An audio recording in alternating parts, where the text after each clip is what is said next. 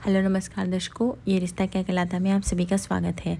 आज के एपिसोड में जहाँ पे हम देखते हैं कि जैसे ही अरमान को दरवाजे पे देख लेती है विद्या, वो अपना आप खो बैठती है और वो बोलती है मासा से कि प्लीज़ मासा मुझे जान दीजिए। जहाँ पे मासा उसको रोकती है और बोलती है विद्या तुम पागल हो गई हो क्या, अपने बेटे को ऐसे देख कैसे पागले जैसे भाग रही हो, जो कि अब तुम्हारा बेटा है नहीं। बेटा वो होता है जो अपने माँ बाप को साए साए पे भी एक आँच नहीं आने देता अगर उन्हें कुछ मुसीबत हो। और ये तो मुसीबतों का पहाड़ तोड़ के चला गया था, मुड़ के कभी नहीं देखा, इन 7 सालों में लौट के नहीं देखा। तुमको कैसी हो कैसी नहीं, और तुम इसको अपना बेटा मान रही हो।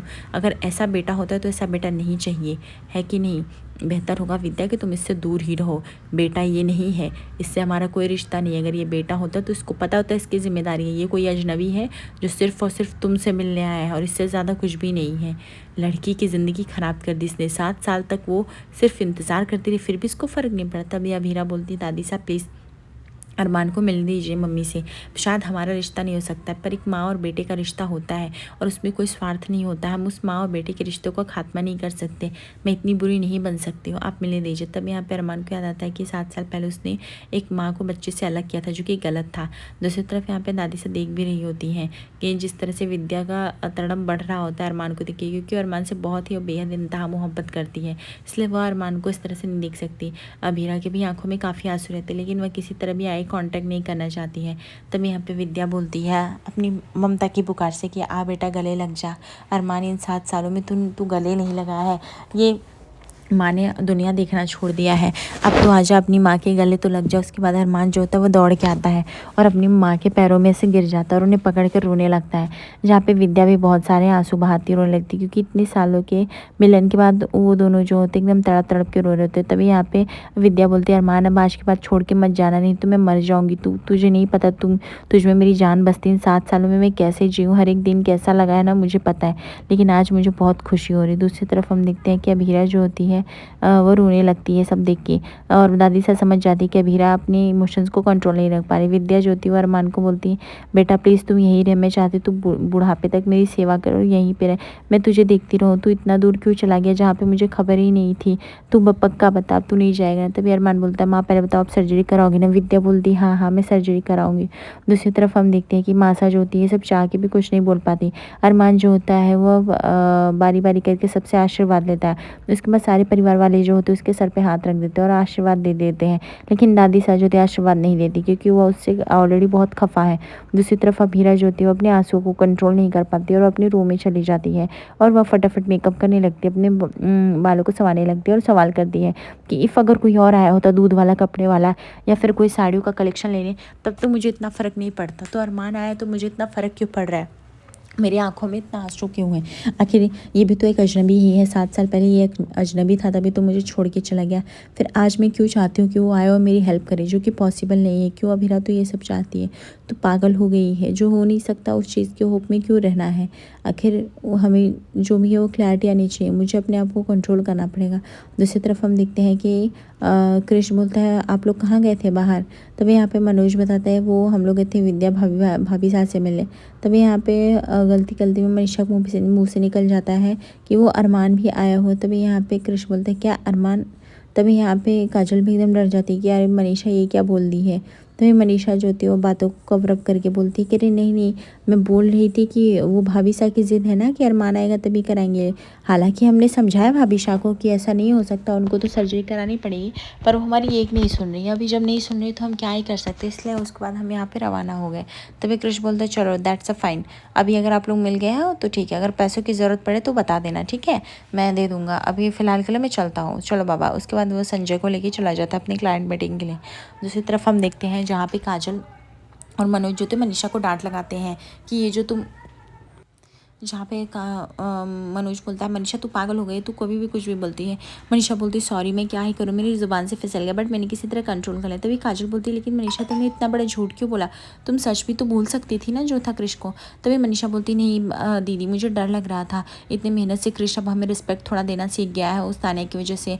अभी वो किसी तरह हमसे अच्छे से बिहेव करने लगा, जैसे मरमान का नाम लेते क्या पता वो हमारे साथ क्या बिहेव करता और गलती से गलती भी बिहेव करने लगता है, इसलिए मैंने अरमान की बात छिपाई। दूसरी तरफ हम देखते हैं यहाँ पे विद्या उठ ही रही होती है कि अरमान बोलता है माँ आप बैठो, आप बार बार उठो मत, आपको डॉक्टर ने जब रेस्ट करने बोला है तो रेस्ट करो ना। विद्या बोलती है बेटा मेरा रेस्ट तो हो गया, जब से मैंने तुम्हें देखा है समझो मेरी आँखों को नज़र मिल गई, अब इससे ज़्यादा मुझे कुछ भी नहीं चाहिए।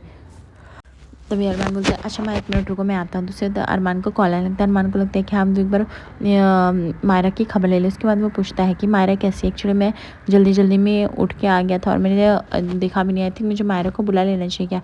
तभी गीतांजलि बोलती है इट्स ओके अरमान, आप वहाँ पे अपनी माँ का इलाज कराने गए ना, आप वो काम करो, मायरा को मैं संभाल रही हूँ और मायरा को कोई भी दिक्कत नहीं होने दूँगी। तभी यहाँ पे अमीरा देखती है अरमान को गीतांजलि से बात करते हुए और उसको जलन भी होने लगती है अमीरा को, क्योंकि वह समझ जाती है कि इन 7 सालों में इतनी प्रायोरिटी तो अमीरा को नहीं दिया जितना तो वो गीतांजलि को दे रहा है। लेकिन अमीरा को समझ में आ गया होता है कि अभी अरमान से उसका कोई भी रिश्ता नहीं, ना ही वो सवाल जवाब कर सकती, इसलिए वह चुपचाप से वहाँ से निकलने लगती। तभी अरमान जो था अमीरा की क्या आवाज़ देता है। अमीरा 1 सेकंड के लिए रुकती, लेकिन उसको समझता है कि फिर से अरमान को उससे कोई भी लगाव नहीं रहा है। एंड देन वो चले जाते। तभी अरमान जाता है, बोलते क्या हुआ माँ आप कहाँ खड़े होके जा रहे हो। तभी विद्या बोलती है बेटा मुझे पानी चाहिए। अरमान बोलता है अरे मैं ले ला के देता हूँ ना आपको पानी, अभी बस आप 5 मिनट रुको। तभी विद्या बोलती है कि अरे बेटा तुम्हें कहाँ मिलेगा, नहीं समझेगा पानी। अरमान आता है किचन में, उसको दूर दूर तक कुछ भी नहीं समझता क्योंकि किचन की हालत काफ़ी बैड रहती है, बट किसी तरह वो बॉटल में पानी रहता है और विद्या को लेके जाके देता है। दूसरी तरफ हम देखते हैं यहाँ पे दादी सा जो थे वो बाल्टियों से पानी भर के ला रहे थे। तभी अरमान बोलता है दादी सा दीजिए मैं रख देता हूँ। यहाँ पे कावेरी का गुस्सा बढ़ जाता है। कावेरी बोलती है कि हम क्यों दें, हम अपना काम खुद से कर सकते हैं, बाहर वालों से अपना काम नहीं कराते।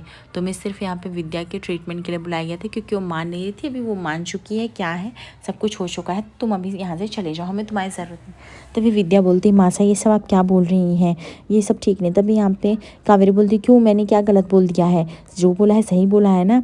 अगर बच्चे ऐसे होते हैं, बच्चे तो वो होते हैं ना जिनका घर होता है, और हम तो तुम्हें इन 7 सालों में कभी भी इस घर में नहीं देखे, तो हम कैसे यकीन कर लें कि तुम इस घर के ही बेटे हो और इस घर के लिए ही कुछ करोगे। वैसे तो हमें पता है तुम्हें हमेशा से ही पीठ दिखा के भागने की आदत थी। अरे उस लड़की ने घर संभाला है, उस लड़की ने हमको संभाला है, तुम्हारी सारी जिम्मेदारियाँ ली है, लेकिन 7 सालों में तुमको कभी नहीं लगा कि पूछ लो। तुम क्या समझते थे, तुम इतने निर्दयी हो गए कि तुमने अपनी माँ को भी पीछे मुड़ के नहीं देखा, अपनी पत्नी को भी नहीं देखा, अपनी एक बच्ची जाने के जैसे इतना ईगो आ गया तुमको। तुमने जो भी किया बहुत गलत किया और इसका अंजाम तुम भुगत रहे हो या शायद भुगतोगे भी, क्योंकि वह लिखा हुआ है ना कि ये मेरा श्राप है। तभी यहाँ पे अरमान बोलता है दादी साहब, जहाँ पे कावेरी डांट देती है और बोलती है मैं तुम्हारी कोई दादी नहीं हूँ। दूसरी तरफ हम देखते हैं यहाँ पे अभीरा काम कर रही थी, लेकिन वो काफ़ी टेंशन में रहती है। उसके दिमाग में वही सब चल रहा होता है, जीत की बातें, कि पता नहीं क्या होगा आगे। वो अगर वो घर जाएगी तो सब लोग उससे सवाल जवाब करेंगे तो क्या बोलेगी, अगर बाहर जाएगी तो भी उससे सवाल जवाब होंगे। तभी हम देखते हैं कि अंशुमन का कॉल आता है। अभीरा जो होती है वो पिक करती है। अंशुमन जो होता है वो अभीरा को बोलता है अभीरा क्या हुआ, आप ऐसे क्यों हो। तभी यहाँ पे अभीरा बोलती कुछ नहीं, बस थोड़ा बहुत काम कर रही थी, दैट्स इट, कॉफ़ी पी रही थी।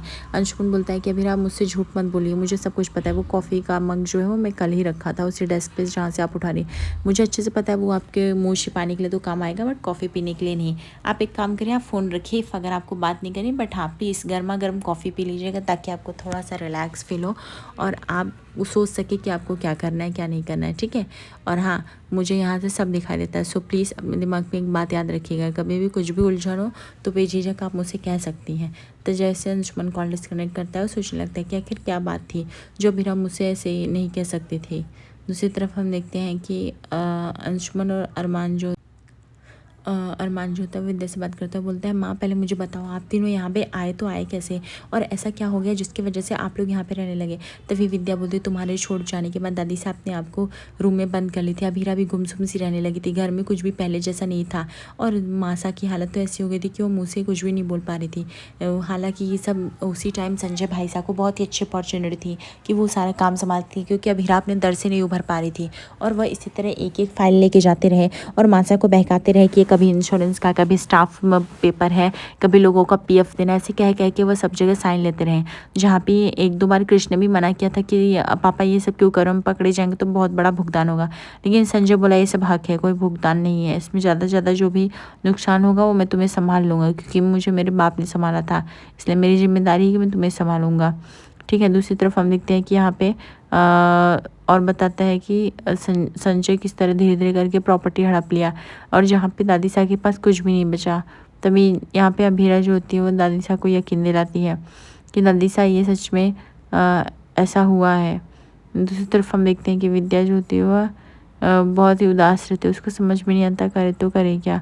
और यहाँ पे हम देखते हैं कि अभीरा जाती है ऑफिस और जैसे ही वो पोद्दार फर्म्स का देखती है उसके होश उड़ जाते हैं कि सारा बंसल फर्म्स के नाम कैसे हो गया।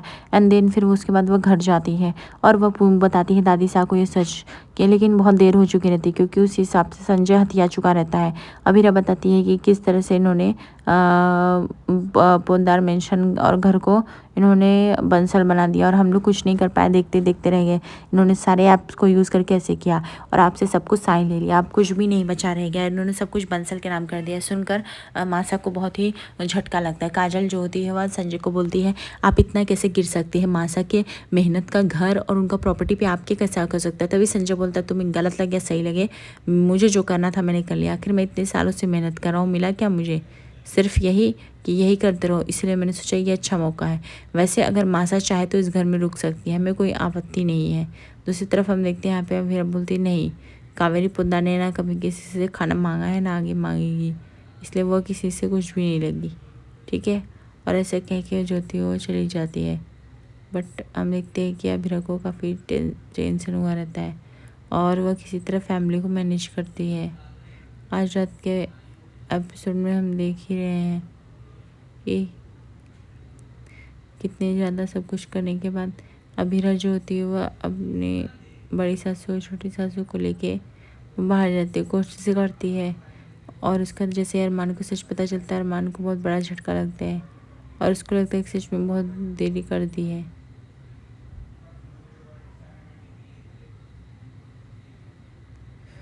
आज रात के एपिसोड में दिखेंगे जहाँ पे अरमान अभीरा से कुछ सवाल करना चाहता है, लेकिन दादी सा जो थी वो अरमान की बोलती बंद कर देती हैं, ये बोल के कि तुम्हें कोई हक नहीं है अभीरा के बारे में जानने का, अभीरा क्या करे क्या नहीं करे ये सब हम खुद पूछ लेंगे, इसके लिए हम हैं, मरे नहीं जिंदा है, ठीक है। धन्यवाद।